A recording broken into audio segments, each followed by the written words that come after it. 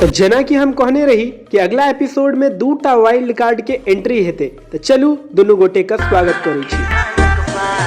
ये पत्ता टुटका खसल आहा के कानक बाली चुप्पी किया धेने बाजू दरभंगा वाले। आबे तो एक घर में मजा कि सबसे बड़का एक लगौना आबि गेलो घर में।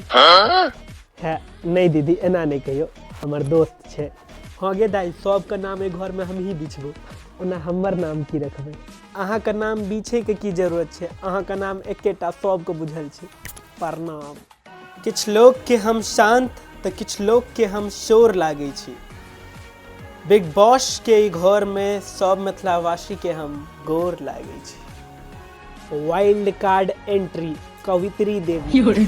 शारदा।